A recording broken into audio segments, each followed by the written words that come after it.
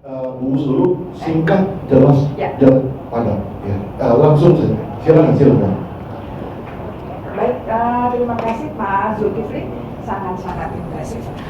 Karena katanya harus singkat, ya. Saya hanya ingin menanyakan masalah resistensi. Karena we're talking about people, yang Bapak lakukan itu kan banyak sekali perubahan. Apa resistensi yang ada dan bagaimana kiat mengatasi resistensi itu aja. Ya, terima kasih. Oke, terima kasih Ibu.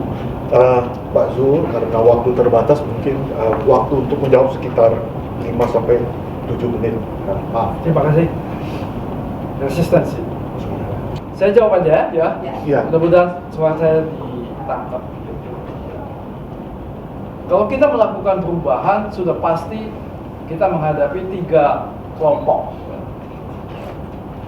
Satu yang langsung setuju. Biasanya 20%. Kemudian ada yang langsung menolak, biasanya 20%. Lalu ada yang ragu-ragu, 60%. Ajak yang 20% kerja sama-sama. Yakinkan yang 60% bahwa ini perubahan adalah sesuatu yang baik, jangka pendek, jangka panjang, terutama jangka pendek. Jadi sudah 80%. Yang 20% yang nolak, urus belakangan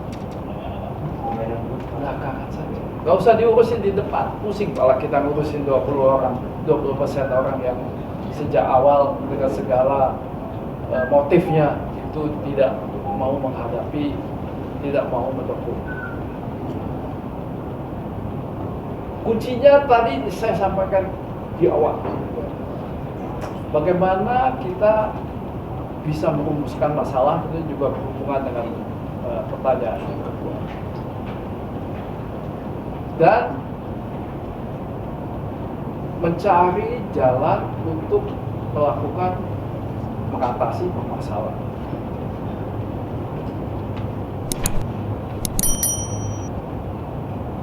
Mengenai resistensi tadi, bahasa tubuh sangat menentukan.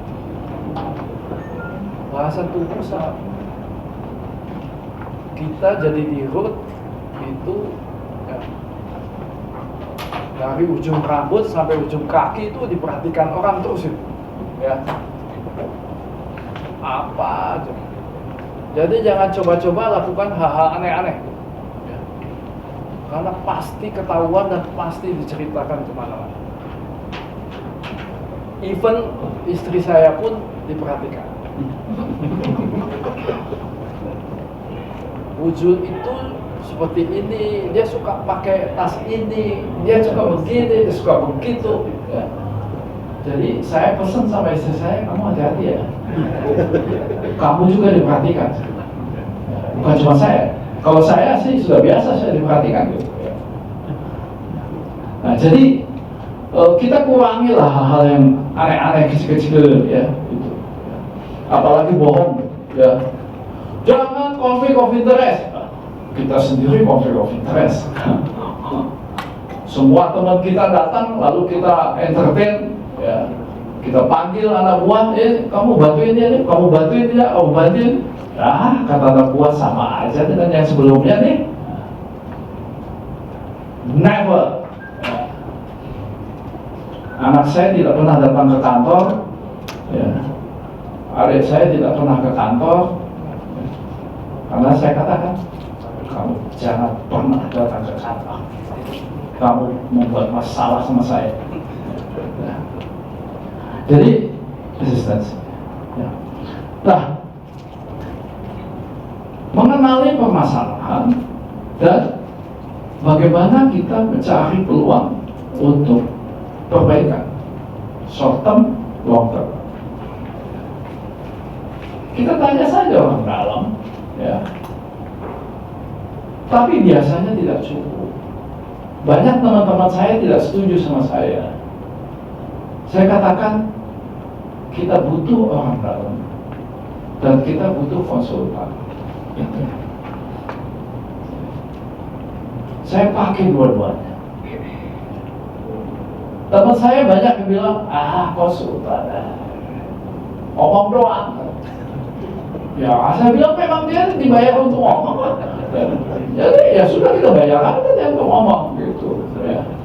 Jadi Bu Bapak, orang dalam, pengalaman saya, orang dalam tidak cukup. Tapi Bapak bicara dengan konsultan dengan sangat spesifik, ya, apa yang kita inginkan dari dia. Nah, kalau yang kedua ini banyak teman saya nggak setuju. Saya nggak suka konsultan, tidak terserah kamu. Saya di PLN orang dalam sama konsultan. Saya di PTPN orang dalam sama konsultan. Asal kita tahu bagaimana menggunakannya dengan baik. Mereka di training untuk itu kok. Ya, kalau orang dalam kan enggak, gitu, enggak di training untuk itu. Dia bicara apa adanya aja. Gitu. Ya. Jadi waktu biasanya dalam 100 hari kita sudah ada solusi. Dan solusinya itu tadi sudah dijelaskan di sini, ya. Perbaikan cash flow, menaikkan revenue, menurunkan cost. Saya balik ke Mandiri, saya ucapkan lagi, teman-teman semua, saya katakan, apa yang kita lakukan ke depan bersama-sama saya adalah hal yang sangat simpel. Apa? Menaikkan revenue, menurunkan cost. Katanya, itulah. Nggak ada, saya bilang apa yang mau kita, ini nggak ada rocket science, ya ini bukan rocket science, ini cuma menaikkan revenue, menurunkan cost, jaga likuiditas kok itu. Nah, jadi Bu Farida, jawaban saya sama, ya. Naikkan revenue, menurunkan cost. Tapi naikkan revenue seperti kasusnya PLN itu tidak mungkin kalau listriknya padam, ya, nggak mungkin. Menaikkan revenue di kebun itu tidak mungkin terjadi kalau produktivitas sawitnya itu, ya, sekian ton per hektar sawit itu jauh lebih kecil dibandingkan dengan kebun sawit swasta. Jadi saya katakan 1 hektar sawit swasta itu berapa? Ya 23 ton Pak per hektar. Kita berapa? Kita 18 ton per hektar. Dan saya bilang, ya, tidak ada rocket science, naikkan aja dari 18 ke 23. Ya. Pasti revenue mau naik. Ya. Dan kamu tidak akan bisa menaikkan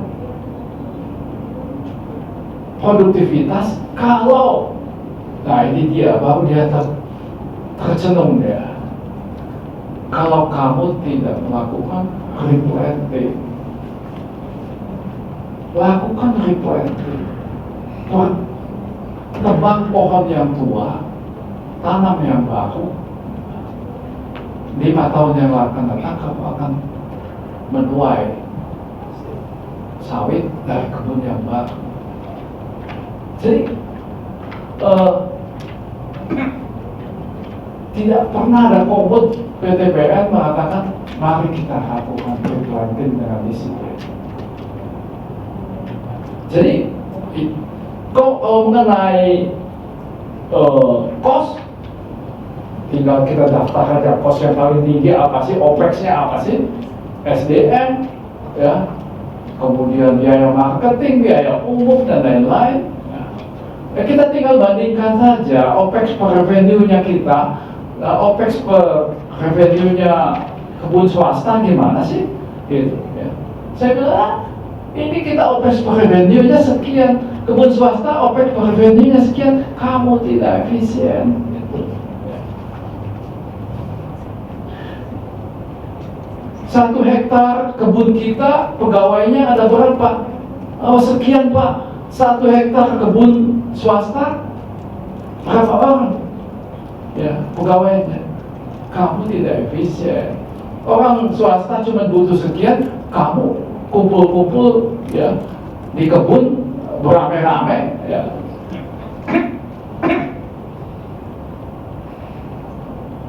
Kamu beli pupuk, saya katakan, apakah pembelian pupukmu harganya sudah sama dengan kebun swasta? Dan apakah pupukmu yang kamu beli betul-betul sampai ke pohon atau hilang di jalan? Wah, ini orang ngomongnya straight banget ya.